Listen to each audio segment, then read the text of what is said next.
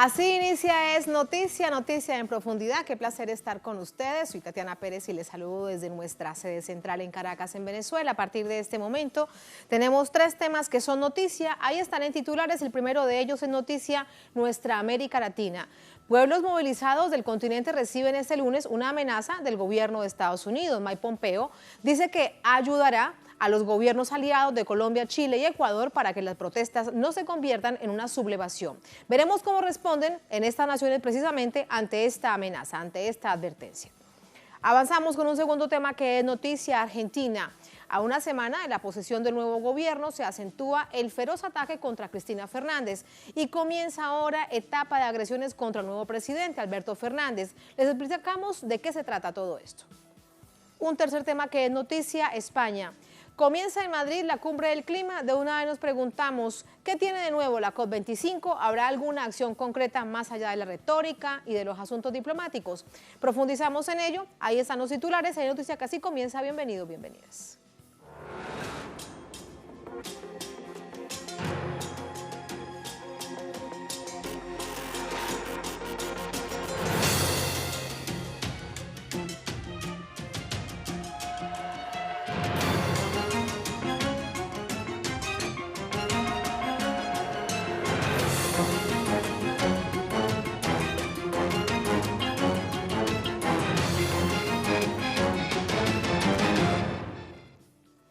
En noticia América Latina, Estados Unidos anuncia que prevé interferir en las manifestaciones sociales que se desarrollan en países de su patio trasero, su hemisferio.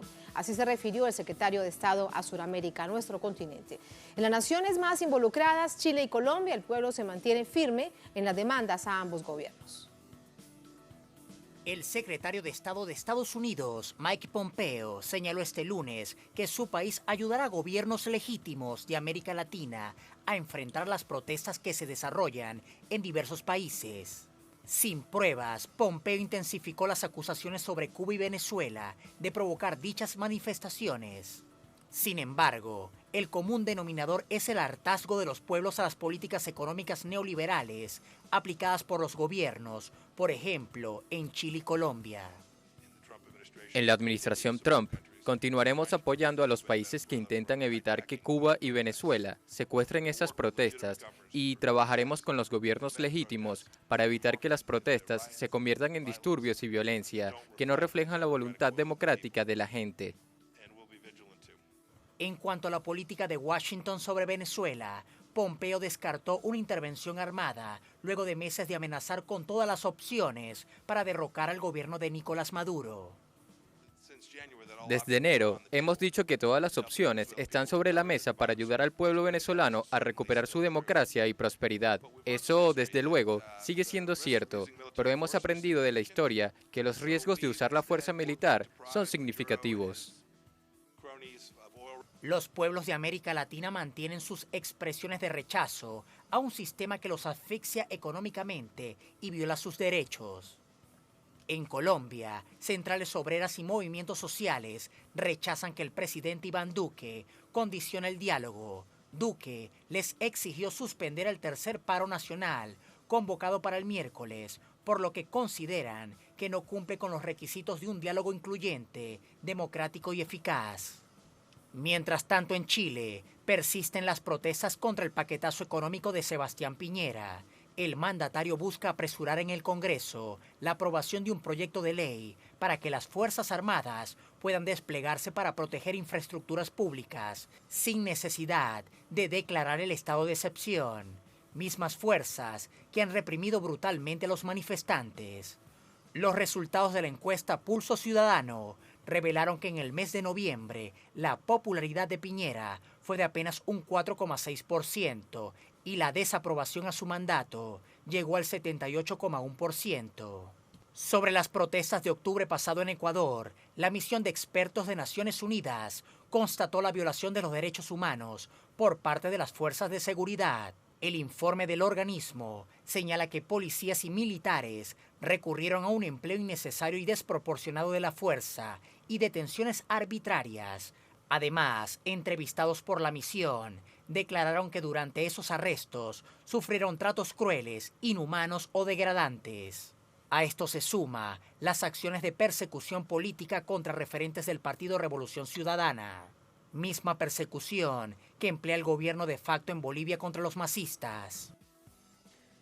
Ahí está el panorama con el que comienza esta semana en Ecuador, lo hemos visto en la última parte de esta nota, en Colombia, en otras naciones, por ejemplo, como Chile. De esto evidentemente no hace referencia el gobierno de Estados Unidos, de las violaciones a los derechos, a las protestas, a la movilización, a todos aquellos que han decidido protestar de manera pacífica exigiendo un cambio por distintas vías. Lo hemos visto en estas tres naciones. Vamos a ver qué ha sucedido durante esta jornada en Bogotá con Hernán Tovar. Hernán, muy buenas noches.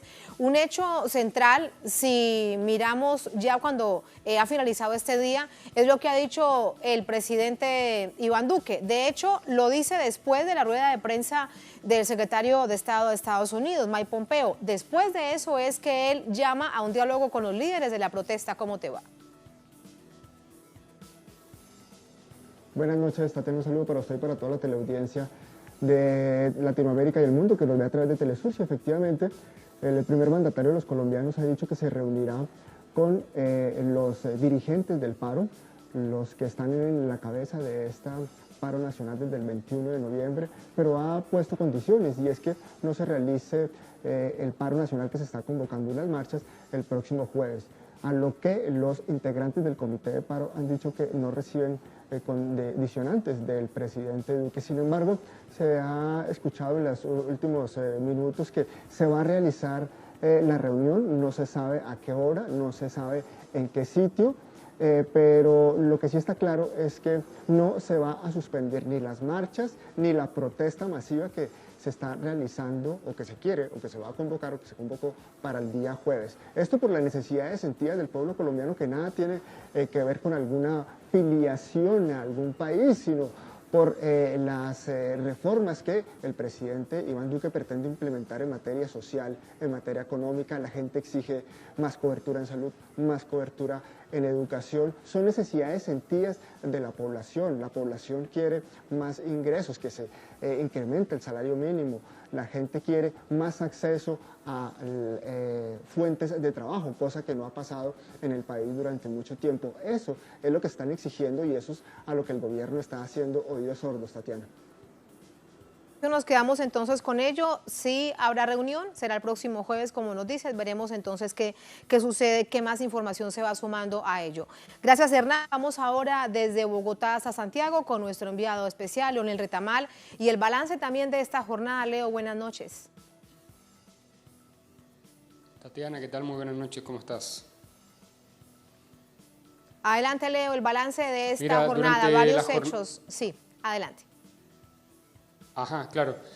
El balance, bueno, ya lo titularon un poco los vespertinos, los periódicos vespertinos, fue un lunes negro para el gobierno. Se conocieron dos cifras muy negativas para la administración de Piñera, que ya lo mencionaba la nota anterior, este nivel de desaprobación que ya es histórico, o de aprobación más baja también se puede considerar. 4,6% en un indicador, 10% en otro indicador que es cercano a la derecha. Y además se conoció la cifra de que la economía bajó su nivel de crecimiento en un 3,4% a través de un indicador mensual. Esto es importante porque el gobierno, que es un gobierno de derecha, vinculado a los sectores empresariales más acomodados del país, llegó con la promesa de tiempos mejores. Eso parece un eslogan muy lejano en el tiempo, puesto que con el transcurrir de casi 2 años de mandato de Sebastián Piñera, sus promesas económicas, que eran el fuerte, no se han cumplido. La economía venía arrastrando ya indicadores negativos desde hace tiempo, contrario a lo que presuponía que iba a hacer el gobierno, y por lo tanto se fue generando también este caldo de cultivo para el estallido social que se comenzó a producir el 18 de octubre. También se conoció la última actualización, es que va a haber algunas reformas a cómo el gobierno va a abordar su propuesta para que Fuerzas Armadas patrullen, asuman el control de algunos sitios estratégicos. Esto al parecer porque no contaba con los votos necesarios en el Senado para llevar adelante esta iniciativa, y sobre todo por un punto que causó mucho resquemor en sectores políticos de oposición, que era la exención de responsabilidad penal para los funcionarios militares que incurran en eventuales casos de violaciones a los derechos humanos. Así que eso, por lo menos por el momento, está pausado hasta nuevo aviso, según se va a discutir en los temas de defensa. En cuanto a los movimientos sociales que han protagonizado toda esta época de movilizaciones, de este estallido social en Chile, hoy se dieron cita en la Cumbre de los Pueblos, sectores que vienen desde los territorios de lo más profundo, de la base de la Organización de Chile, sectores indígenas, de agricultores, zonas que están sin agua, que viven las inclemencias del cambio climático, como ya que está en boga este tema, pero también dicen ellos que no es solamente el cambio climático, que no lo desconocen, sino que dicen que una frase que se utilizó aquí en Chile, por ejemplo, no es sequía, es saqueo, y por lo tanto le agregan este componente político a las situaciones de falta de agua, por ejemplo, en algunos territorios, de sequía, de problemas de acceso a recursos, a la tierra, en fin. Dicen que detrás de todos estos problemas hay una clara expresión de cómo funciona el modelo económico de Chile, que por ejemplo es el único país que tiene privatizados los recursos hídricos a través del Código de Aguas y que está posibilitado por la Constitución de 1980. Entonces hay una larga trama que se viene tejiendo de cómo se relaciona esta historia de la Constitución hasta los territorios, la gente común y corriente que vive en el campo o incluso en las ciudades. Ese es el panorama de cómo se están moviendo y bueno, las reacciones a lo que dijo el secretario de Estado Mike Pompeo se podrán ver seguramente mañana en los dirigentes políticos que van a estar nuevamente dando declaraciones y agitando la actividad política en Chile, puesto que ya algunos medios nacionales están titulando y resaltando esta frase de que Estados Unidos sigue considerando a América Latina como su patio trasero, algo que Venezuela ha denunciado en reiteradas ocasiones, estas dos doctrinas que están en disputa entre el monroísmo y el bolivarianismo, y parece que recién ahora está haciendo eco acá en las protestas de Chile con estas declaraciones de Mike Pompeo, así que vamos a estar a la espera de cómo reaccionan también los movimientos sociales a estas declaraciones. Pueblos movilizados y ahora amenazados por el gobierno de Estados Unidos. Gracias, Leo. Muy buenas noches. Así vamos a entrar al análisis. Para ello nos acompaña Orlando Romero Harrington. Él es analista internacional, experto en análisis de medios y estrategias en campañas políticas. Nos acompaña del estado Anzoátegui, aquí en Venezuela. Orlando, ¿cómo está? Buenas noches. Hola, Tatiana. Un saludo afectuoso para ti y tu audiencia desde Barcelona, Anzoátegui. Muchas gracias. Entre líneas, ¿qué es lo que quiere decir a través de esta figura que es el secretario de Estado de Estados Unidos, Mike Pompeo, el gobierno de Donald Trump? ¿Qué es lo que quiere decirle a América Latina? Además de que de nuevo nos recuerda que nos ven como su patio trasero. Sí, básicamente lo que está pasando es lo mismo que habíamos advertido hace algunos programas atrás. Estamos en campaña electoral en Estados Unidos y el presidente Donald Trump es experto en bufonadas y en patanerías para tratar de alimentarle el ego a la clase media baja norteamericana o los llamados white trash, que son básicamente el 70% de su electorado. Entonces este tipo de declaraciones altisonantes, lo hemos venido diciendo, repito, se van a escuchar muy a menudo durante este mes y durante el próximo mes. Básicamente Donald Trump está diciendo algo que desde Venezuela hemos advertido desde hace 20 años. La política de la doctrina monroísta o el Plan Cóndor contemporáneo o el Neoplan Cóndor que se está aplicando en este momento en América Latina tiene un solo objetivo y es desestabilizar y eliminar a los gobiernos progresistas de la región. Toda protesta y toda, digamos, resistencia frente a este nuevo orden que pretende instalar Estados Unidos dentro del continente será reprimida y silenciada con la muerte. Es el único fin de todas estas revueltas, es el único fin de las declaraciones que acaba de hacer este fúnebre y siniestro personaje como se llama Mike Pompeo, y básicamente reafirma lo que hemos venido diciendo. Tatiana, te repito, no es un secreto para nadie y el que le haya agarrado, digamos, de sorpresa estas declaraciones, pues no está muy consono con la realidad histórica de América Latina en este momento. Orlando, pero esto implica más Escuela de las Américas, más financiamiento, más exigencia de endeudamiento con Fondo Monetario Internacional, por ejemplo. Promesas para sus electores. Recordemos que el estado de Florida es clave para la administración de Donald Trump.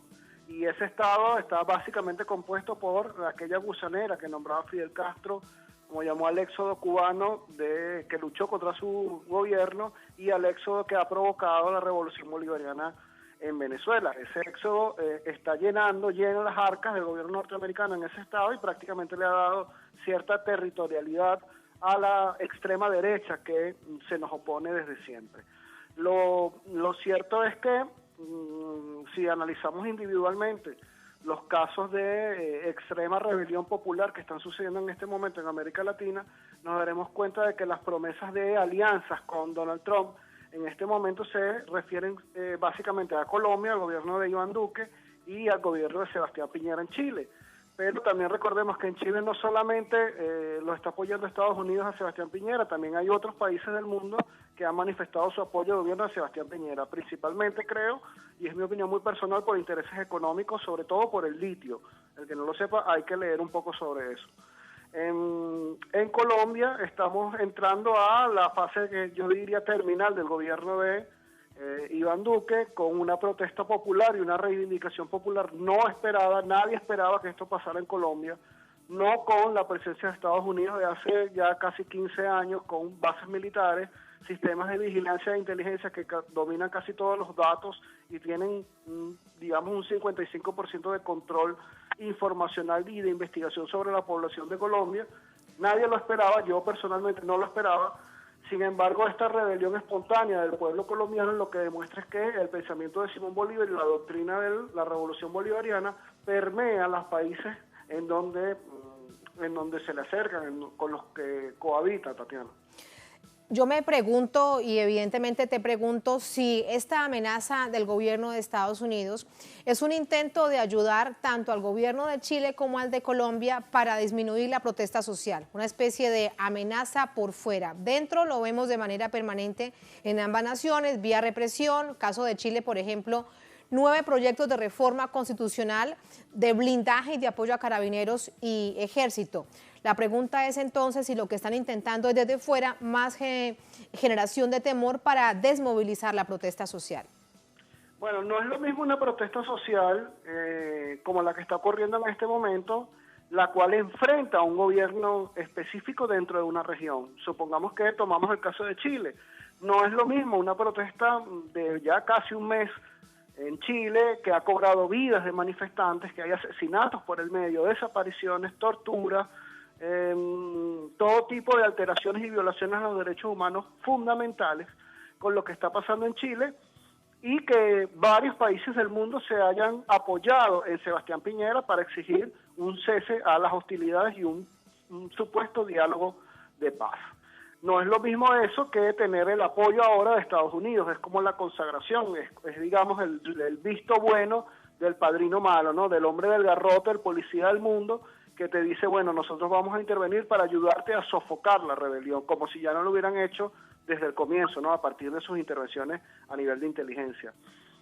Otra vez digo, es una bufonada, porque todo el mundo sabe que ellos están allí en esos dos países, pero yo lo veo más como una bandera frente al exterior, frente a la comunidad internacional. Es una especie de, bueno, este es mi patio trasero, esta es mi región, y yo voy a apoyar de manera pública a los presidentes que a mí me convenga hacer. Esto nos lleva a otra conclusión. Yo creo que para nadie debe ser un secreto ya, y creo que es otro, digamos, aporte que yo puedo dar a la reflexión y al análisis, Tatiana, de esta situación, es que las rebeliones populares que se están formando en América Latina, que están sucediendo y que van a suceder, porque estoy seguro de que así va a pasar, no pueden tener motivos, digamos, dispersos al motivo principal, que es derrocar al presidente, convocar a asamblea constituyente y crear una nueva estructura de Estado que pase por la reformulación de las Fuerzas Armadas bajo la doctrina del poder popular y la unión cívico-militar. Sin ese planteamiento y sin esa orientación principal de todas las revueltas en América Latina, no vamos a poder transformar las estructuras formales que nos ahoga en este momento el capitalismo. Estamos luchando contra un enemigo gigantesco, un enemigo formidable, que es el imperialismo norteamericano, el cual usa su sistema económico para la dominación de todas las regiones y además usa su aparato ideológico para tratar de frenar, dispersar y confundir estas protestas. Sí, Tatiana. Sí, Orlando, te escucho atentamente y veo con claridad la reflexión que nos haces sobre Venezuela y lo que significa en términos de resiliencia, de resistencia, también de inspiración. Sin embargo, lejos está de que una situación así pueda registrarse en Chile o en Colombia. En todo caso, hay algo más que quiero preguntarte, y es que además hoy el secretario de Estado de Estados Unidos, Mike Pompeo, dice que Venezuela y Cuba están detrás de las protestas, y también hay algo bastante claro. Particularmente estos días en Colombia hemos escuchado de muchísima gente que le dice al presidente Duque: no mire más a Venezuela, no mire más a otros países, porque los problemas están aquí adentro. No es Venezuela, no es Cuba, no es ninguna otra nación. Sí, era lógico que, a la segunda pregunta que me haces, era lógico que ese hecho, digamos, se manifestara en la historia de la comunicación política contemporánea en nuestra región. Siempre atacar a Venezuela y utilizar a Venezuela como el enemigo, como el, digamos, el artefacto de pelea, la pera de boxeo, a nivel ideológico y a nivel político, parece darle resultado a los gobiernos de la derecha para tomar el poder y atemorizar a su población en base a la satanización de Venezuela. Lo otro es que, o sea, el comentario de que estamos lejos de estas situaciones, y es evidente.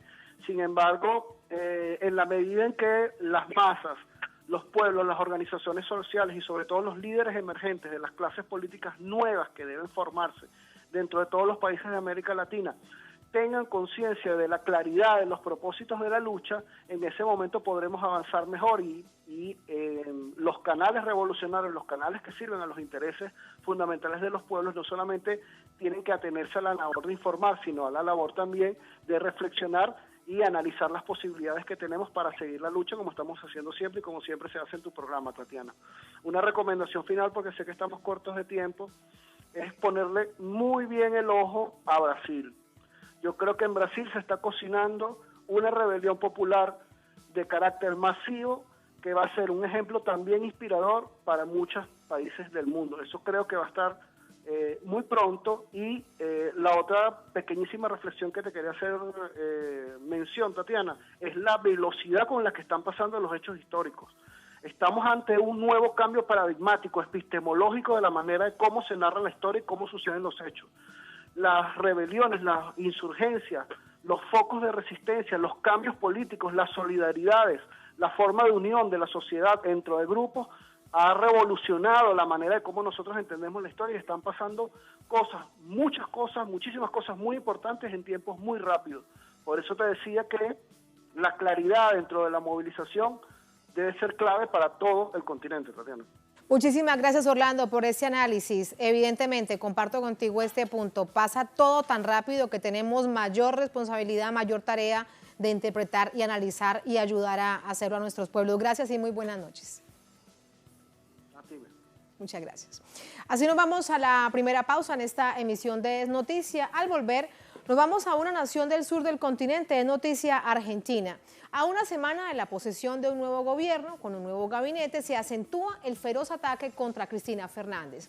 Y comienza además una etapa de agresiones contra el nuevo presidente Alberto Fernández. Les explicamos todo esto, de qué se trata, qué implica para Argentina, qué implica este nuevo gobierno para América Latina. Lo analizamos al volver. Estamos en Es Noticia.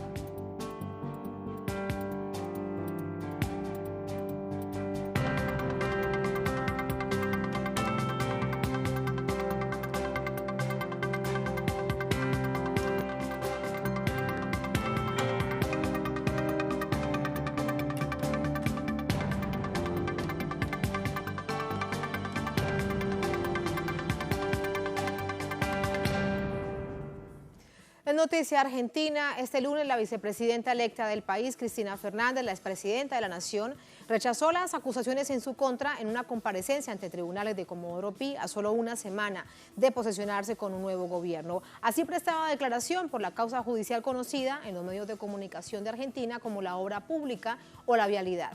La expresidenta denunció que esto se trata de lawfare y de qué manera. Aquí están los detalles.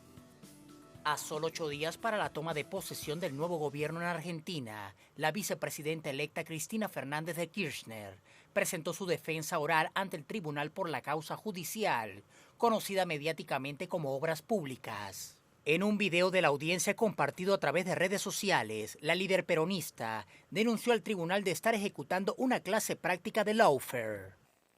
El lawfare es la articulación de los medios de comunicación y del Poder Judicial para perseguir a dirigentes políticos, a líderes políticos de los gobiernos que fundamentalmente tuvieron lugar durante las últimas décadas en la región. Ante la negativa del tribunal en transmitir en vivo la audiencia, la vicepresidenta escribió una serie de publicaciones en su red social Twitter, donde expresó: las mentiras, difamaciones y descalificaciones sobre mi persona fueron planificadamente publicadas y televisadas en vivo y en directo. Hasta la lectura del escrito del fiscal, plagado de descalificaciones impropias para esta clase de presentaciones.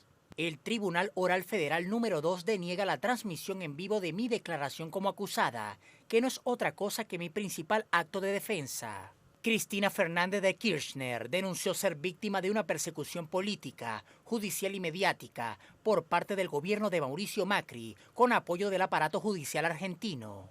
En esta misma línea, el presidente electo Alberto Fernández reaccionó en redes sociales por la publicación en el diario La Nación de una nota de prensa que le vincula a un supuesto caso de tráfico de influencias. Fernández escribió: es miserable atribuirme mover influencias en esos casos. No voy a soportar en silencio la difamación hecha invocando a hacer periodismo.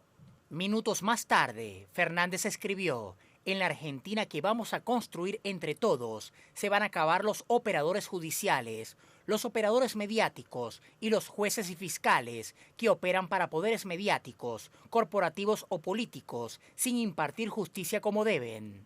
Este escenario mediático gira en torno a la fórmula Fernández-Fernández, principales figuras del nuevo gobierno electo, próximo a instalarse en la Casa Rosada. Allí tenemos parte de los detalles de esta jornada. Vamos a revisar ahora más información. Tenemos este titular, aquí lo vemos. A ver si nos vamos con esta toma. Bueno, ustedes deciden. Cristina Fernández denuncia persecución política desde el gobierno de Macri. Aquí está.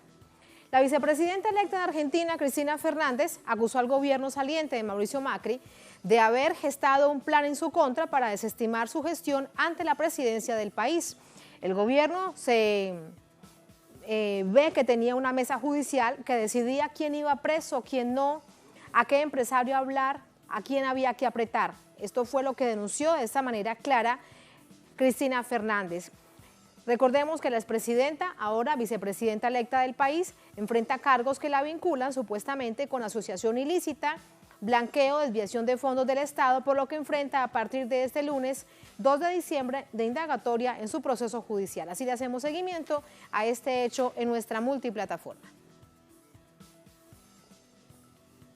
Así nos vamos con el análisis. Importante detallar todo esto, qué significa. Reiteramos, a solamente 8 días de que comience el nuevo gobierno. Nos acompaña para ello Carlos Aznares, periodista argentino, director del periódico Resumen Latinoamericano, analista político. Carlos, qué placer. Gracias por acompañarnos. ¿Qué tal? Gracias. Muchas gracias por invitarnos. Gracias a ti. Carlos además nos acompaña hoy en Caracas, en Venezuela. Comienza durante 3 días Congreso Internacional de Comunicación. Vienen distintos analistas de medios, analistas políticos, personas directamente relacionadas con los medios de comunicación para debatir este momento complejo para América Latina. Al final te pregunto de ello cuando tengamos esta visión macro de América Latina. Por ahora, entrar en materia, en lo que le proponemos a nuestra audiencia.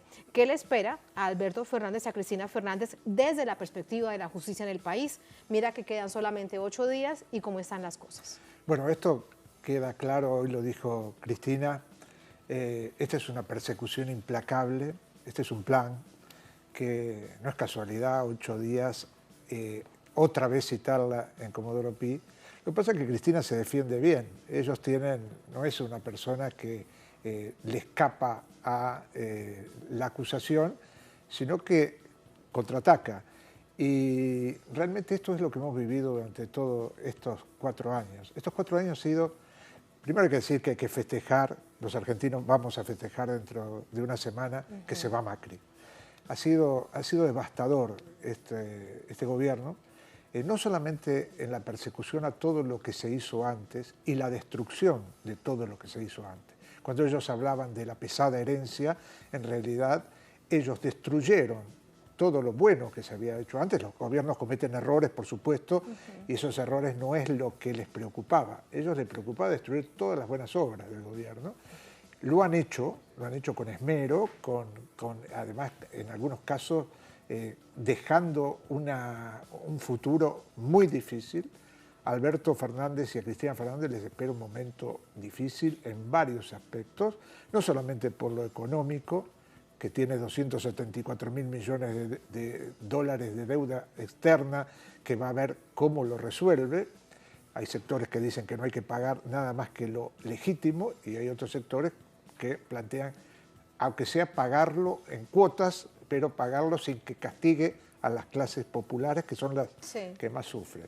Pero por otro lado está este lawfare, esta persecución judicial, no solamente contra Cristina, sino, recordemos que hay presos políticos en la Argentina, hay luchadores sociales, presos políticos, hay judicializados un montón de compañeras y compañeros. Se ha perseguido a la prensa de una manera, a la prensa que contesta, y a los periodistas. Bueno, tenemos en el sindicato de Buenos Aires tenemos una lista interminable de periodistas que han perdido su trabajo. Todo porque este es un gobierno revanchista, gorila, te lo digo con esa palabra, muy gorila, que favoreció a los ricos de una manera desorbitante y castigó duramente a las clases populares y a la clase media, que también lo votó.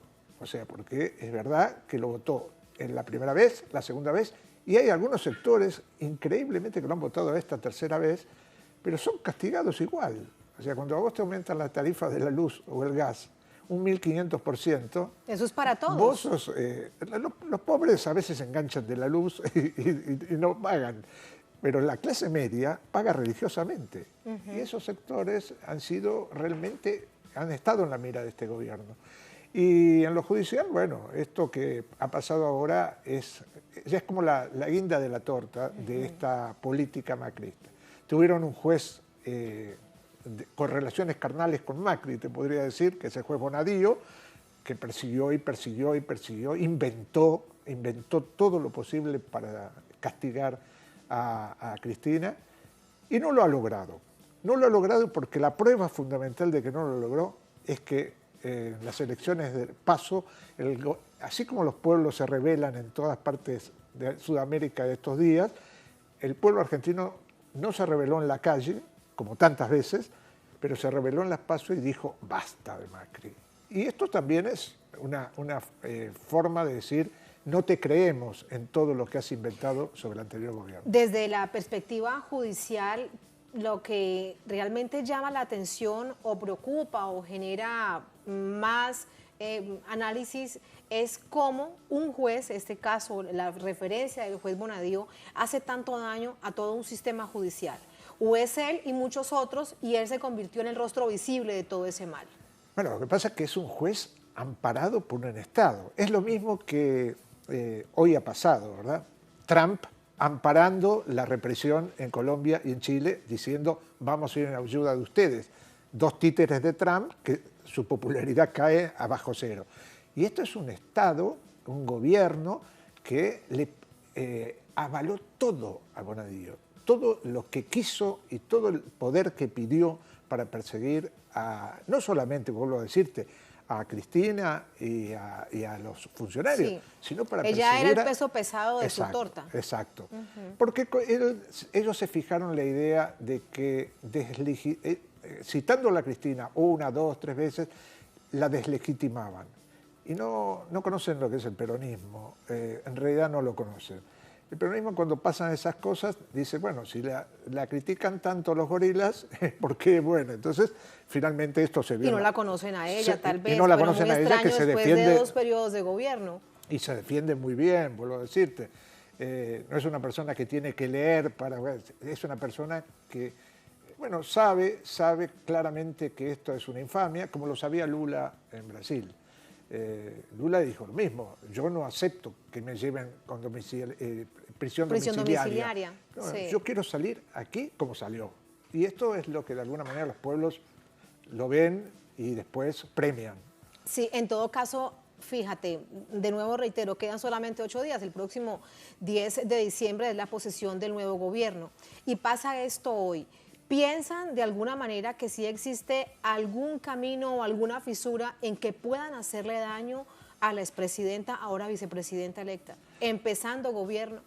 Y lo piensan, sí, porque ellos también, recordemos que han sacado votos y tienen diputados y tienen jueces todavía amigos, que además esto es otra cosa. El gobierno de Alberto va a tener que hacer una reforma judicial muy fuerte, porque esto lo está pidiendo la población desde hace mucho tiempo. Macri fue colocando jueces todo el tiempo, fue reformando la justicia a su favor, y ahora no tiene que temblar el pulso a Alberto Y desde Fernández. la Corte Suprema. Y desde la Corte, claro, por supuesto. Cuando te digo, el aparato judicial les pertenece casi como si fuera una propiedad privada, porque además hay favores que se pagan permanentemente. Bueno, Dios, es un juez que debería estar en prisión. Hay miles de pruebas. Él que inventa pruebas, contra él hay miles de pruebas para llamarlo a prisión de cómo ha inventado sumarios y ha castigado a gente que no tenía ninguna prueba para llevarla a la cárcel. Y, entre esas pruebas, Carlos, permíteme aquí, te pregunto si una de las más evidentes es el tema de los cuadernos K. Sí, bueno, los cuadernos fue un invento. Unas fotocopias, porque luego resulta que los cuadernos están desaparecidos, las fotocopias están dañadas, pero ese es, digamos, si ejemplificamos la mayor claridad y con esos cuadernos de la prueba. Que nos ponían casi en la imagen de una republiqueta bananera, porque eso lo podrías hacer, que si yo, en un lugar donde, bueno, una dictadura, hacen lo que quieren. Lo que pasa es que nosotros vivimos una especie de dictadura. Ahora se están dando este tipo de gobierno. Hoy una compañera en el encuentro dijo, Piñera es un dictador. Y no cabe la menor, y Diosdado levantó la apuesta y dijo, sí, es un dictador. No cabe la menor duda que hemos tenido estos dictadores. Y este invento de los cuadernos se les cayó por su propio peso, porque no tenían ninguna consistencia. Pero mirá el mal que hicieron. Mirá cuánto duró esta farsa de los cuadernos. Seguramente van a intentar, por lo menos en la primera parte del gobierno, porque esperamos que haya una reforma judicial consistente que depure todo esto, no solamente en la justicia, sino en otros estamentos también, y van a tratar de seguir haciendo mal. De alguna manera conservan el gobierno de la capital, claro. Han incorporado fuerzas de seguridad en todo el país, pero desmedidamente. Eso justificaba las compras de armas a Israel, las relaciones con Israel. Todo esto son los problemas esta sí que va a ser la herencia pesada. Y una deuda de 100 años. Y una deuda de 100 años, que la van a pagar los tataranietos de los tataranietos. Entonces, es difícil para este gobierno el momento que se vive. Y además el momento que se vive en América Latina, donde el señor Trump empieza a dar órdenes para decir hasta aquí llegaron, basta de rebeliones. ¿Quién es el gobierno legítimo? ¿Quién no? ¿Cuáles son mis aliados? De una vez les envío este mensaje. Con eso, Carlos, quiero despedirte. Los medios de comunicación, que hemos visto el papel que han jugado en Argentina, también como en otras naciones, eso es un tema de reflexión de esta jornada, que precisamente era el preámbulo al inicio formal del Congreso de Comunicación. La claridad que hay que tener sobre esos medios, ¿no? El papel que juegan y qué hacer ante eso.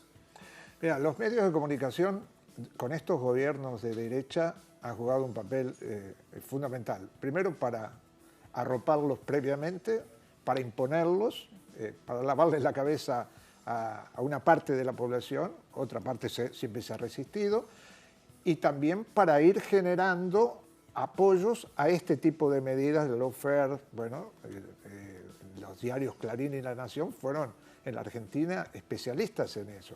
Lo fueron con los militares, lo fueron en las democracias posteriores, y ahora con el gobierno de Macri jugaron todo el tiempo. Hasta ahora están inventando cosas para tratar de desmerecer al gobierno que viene. Como contraparte ha habido prensa popular, ha habido redes que se han interpuesto entre estas mentiras y han de alguna manera construido un discurso pegado a la realidad, denunciando a esos medios hegemónicos. Esta es otra batalla que se va a hacer con los medios hegemónicos. Kirchner, Néstor, al principio se equivocó con ese tema porque les dio concesiones por 10 años. Después se dio cuenta rápidamente y eso lo canceló porque eran los que apuntaban contra él. Alberto Fernández no se puede equivocar en esto, decimos nosotros los comunicadores populares, porque ya hay toda una experiencia de lo que significa darle aire a este tipo de medios. A estos medios no se les puede dar un exceso de pautas publicitarias, algo que les siga permitiendo mantenerse para ahorcarte. Claro. Entonces, esta es una batalla que tendremos que dar los comunicadores. El exceso en el tema del monopolio. Me queda algo además por preguntarte que no quiero dejar de pasarlo. La ley de medios que tanto costó, casi 3 años de discusión y prácticamente está quebrada. ¿Hay algo que hacer con ella o hay que comenzar de nuevo? No, mira, la ley de medios era fantástica. Se tardó mucho en aplicarla. Como siempre, estas cosas son muy buenas en los papeles, pero después se tarda mucho en aplicarla. Cuando ya se quiso aplicar, ya se perdió la elección y Macri la destruyó en pocos días. Hay que revitalizarla, hay que ponerla otra vez sobre la superficie. No es necesario escribir de vuelta una ley de medios. Esa ley sirve. Y yo creo que por ahí tenemos que caminar. Yo creo que hay voluntad política de muchos compañeros y compañeras que van a estar en este gobierno como para ponerla de pie nuevamente y favorecer a los que tienen medios alternativos, a los pueblos originarios, todo lo que planteaba esa ley. Desmonopolizar. Tienes mucho trabajo por delante. Muchísimas gracias, Carlos. Qué placer como siempre. Gracias por la invitación. Un placer y muchísimas gracias. Gracias a ti. Muy bien, así nos vamos a ir a la segunda, última pausa en esta emisión de Es Noticia, al volver en Noticia España. Comienza en Madrid la cumbre del clima. ¿Qué tiene de nuevo la COP25? ¿Será más de lo mismo? Lo revisamos al volver. Estamos en Es Noticia, ya venimos.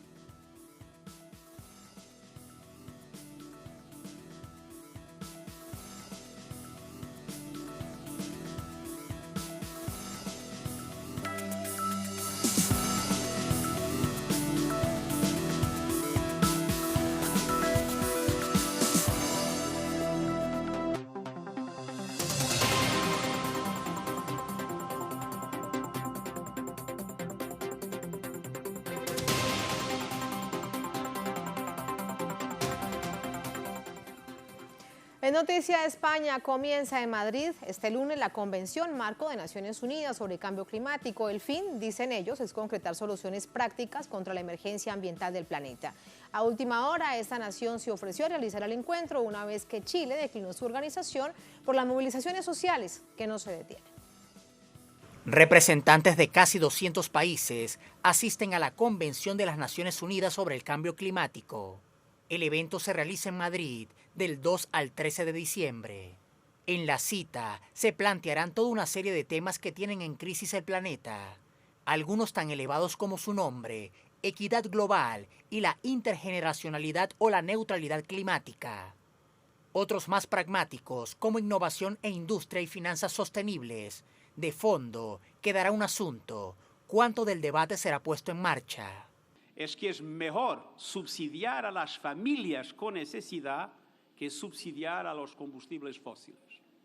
Y de esa forma se garantiza, de un lado, una política sostenible desde el punto de vista climático y una política inclusiva desde el punto de vista de la justicia social.